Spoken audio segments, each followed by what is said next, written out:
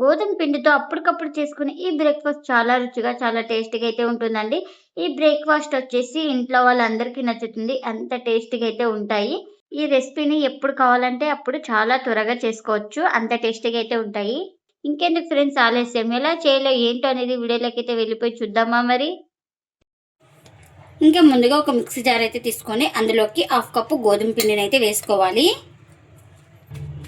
అలాగే half cup బియ్యం పిండిని కూడా వేసుకోవాలి. సరి సమానం అయితే వేసుకోవాలి మనం. ఇంకా గ్రైండ్ చేసుకోవడానికి కాస్త వాటర్ని కూడా వేసుకుంటున్నాను. ఇంకా ఇప్పుడు మూత అయితే పెట్టుకొని ఎక్కడ ఉండలేకుండా స్మూత్గా గ్రైండ్ చేసుకోవాలి.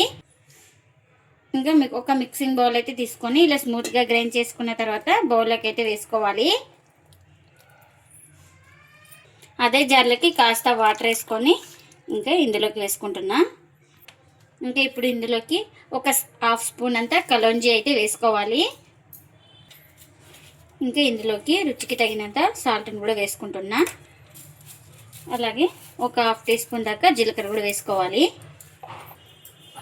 ఇంకా ఇప్పుడు మొత్తం ఇలా బాగా కలుపుకుందాం, అన్నీ బాగా కలిసిపోయేలాగా. ఇంకా మనకు బ్యాటర్ అయితే ఈ విధంగా ఉండాలి చూడండి, కొంచెం పిండి జారుకుగానే ఉండాలి. ఇంకా మనకు బ్యాటర్ అయితే రెడీ అయిపోయింది. ఇంకా ఈ బ్యాటర్ని వచ్చేసి ఒక 5 మినిట్స్ పక్కన పెట్టేసుకుందాం. ఇంకా మనకు పిండి అనేది బాగా నానుతుంది. ఇంకా ముందుగా ఒక కడాయి పెట్టుకొని అందులోకి ఒక 3 స్పూన్ దాకా ఆయిల్ అయితే వేసుకున్నానండి. ఆయిల్ కూడా హీట్ అయింది. ఇంకా ఇలా చిన్నగా కట్ చేసుకున్న ఉల్లిపాయ ముక్కలు అయితే వేసుకోవాలి. ఇంకా ఇప్పుడు కాస్త జీలకర్ర, ఇంకా ఇందులోకి చిన్నగా కట్ చేసుకున్న మిర్చి కూడా వేసుకోవాలి. ఇంకా మనకు ఆనియన్స్ త్వరగా మగ్గడానికి కాస్త సాల్ట్ కూడా వేస్తున్నాను. ఇంకా మనకు ఈ ఆనియన్స్ అయితే కాస్త గోల్డెన్ కలర్ వచ్చే వరకు ఫ్రై చేసుకోవాలి. ఇంకా ఇలా కాస్త గోల్డెన్ కలర్ వచ్చిన తర్వాత ఇప్పుడు ఇందులోకి కరివేపాకు, అలాగే చిన్నగా కట్ చేసుకున్న టమాటో ముక్కలు కూడా వేసుకోవాలి. ఇంకా మనకు ఈ టమాటో కూడా స్కిన్ సపరేట్ అయ్యే వరకు అయితే ఉడికించుకోవాలి. ఇంకా ఇలా టమాటో కూడా సాఫ్ట్గా మగ్గిన తర్వాత ఇందులోకి ఒక హాఫ్ టీ స్పూన్ దాకా పసుపు, అలాగే రుచికి తగినంత సాల్ట్,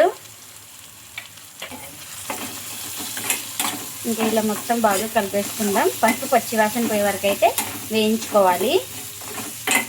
ఇంకా ఇలా పచ్చివాసన పోయిన తర్వాత ఇందులోకి ఒక పావు టీ స్పూన్ దాకా గరం మసాలా అయితే వేసుకోవాలి. ఇంకా ఈ గరం మసాలా కూడా వేసుకొని ఒకసారి మొత్తం ఇలా బాగా కలుపుకుందాం.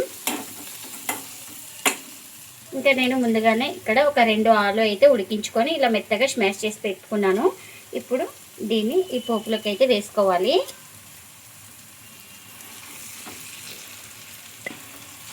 ఇంకా ఇలా మొత్తం బాగా కలుపుకుందాం, ఈ ఆలుకి బాగా పోపు పట్టేలాగా.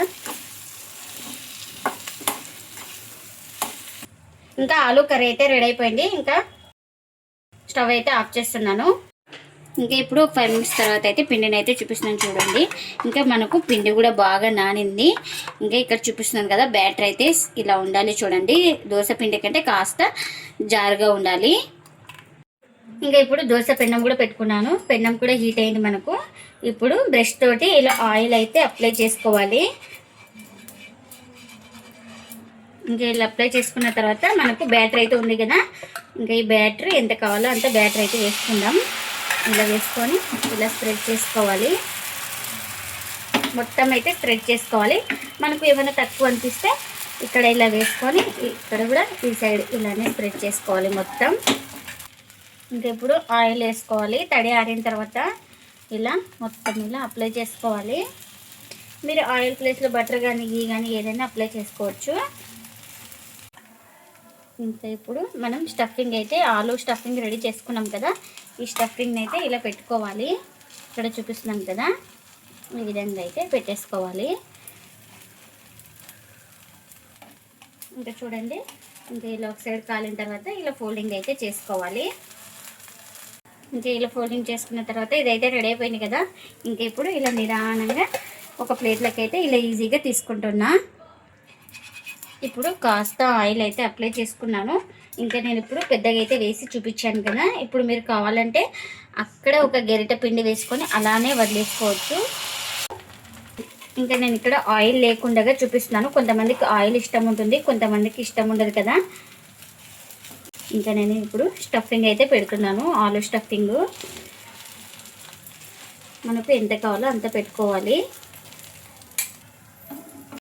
ఇంకా ఇలా నిదానంగా ఫోల్డింగ్ అయితే చేస్తున్నాను.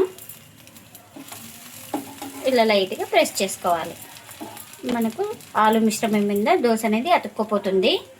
మీరు కావాలంటే దీన్ని దోశ అయినా అనుకోవచ్చు, స్టఫింగ్ చపాతీ అయినా అనుకోవచ్చు. ఎందుకంటే మనం బియ్యం పిండి గోధుమ పిండి అయితే వేసుకున్నాం కదా. ఇది కూడా రెడీ అయిపోయింది. ఇంకా అన్ని ఎన్ని అయితే అన్ని ఇలానే చేసుకోవాలి. గోధుమ పిండితో ఎంతో టేస్ట్గా ఉండే బ్రేక్ఫాస్ట్ అయితే రెడీ అయిపోయిందండి. ఇంకా ప్లేట్లకి అయితే సర్వ్ చేస్తున్నా. ఈ బ్రేక్ఫాస్ట్ చాలా రుచిగా చాలా టేస్టీగా అయితే ఉంటుంది. ఈ బ్రేక్ఫాస్ట్ వచ్చేసి ఇంట్లో వాళ్ళందరికీ నచ్చుతుందండి. పిల్లలకే కాదు పెద్దలు కూడా చాలా ఇష్టంగా తింటారు. ఎందుకంటే మనం దీంట్లోన ఆలు స్టఫింగ్ పెట్టినాం కాబట్టి మనకు చట్నీ కూడా అవసరం లేదు. ఇదే కర్రీతో మనం సర్వ్ చేసుకోవచ్చు. ఇంకా మీరు కూడా తప్పకుండా ఒకసారి ఇలా ట్రై చేసి మీకు ఎలా వచ్చిందో కామెంట్ అయితే చేయండి ఫ్రెండ్స్. ఇదండి ఇవాల్టి వీడియో. ఈ వీడియో కనుక నచ్చితే ప్లీజ్ లైక్ చేయండి, షేర్ చేయండి, కామెంట్ చేయండి. అలాగే లైక్ చేసి సపోర్ట్ చేయండి friends. Thanks for watching. Bye bye.